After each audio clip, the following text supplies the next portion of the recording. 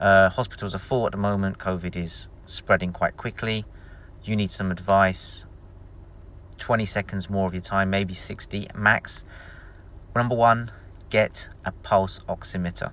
All the hospitals are full. The first thing you do when you get to hospital, or even the ambulance come to you, is check your oxygen levels. You can buy one of these machines. I'm linking just a wide variety on the Amazon page. There's no product plug here. Go and get one, 20 to 50 pounds each. And number one, it will check your oxygen levels.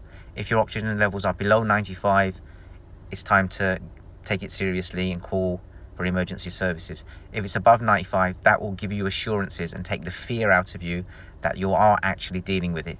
Once your body's in calm mode, not in flight or fright, you will then be able to deal with this thing calmly, and your body will be able to respond via the parasympathetic nervous system, which allows your body to heal and allows your immune response to respond appropriately.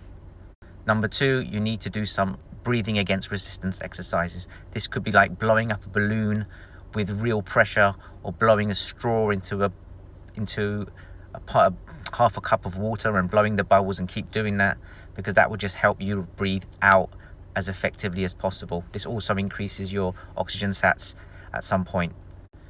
Number three would be, make sure that if you do get the infection and you are symptomatic at home or feeling a little bit run down, sleep on your tummy with your pillow vertically placed below your tummy. So your head is leaned over one of the top ends of your pillow, and your lungs are facing the ceiling, because that gives your lungs the maximum capacity to breathe out and in, and stops gravity and your body weight squeezing down on those sponges. And number four, look, if you found this helpful, please share it with others.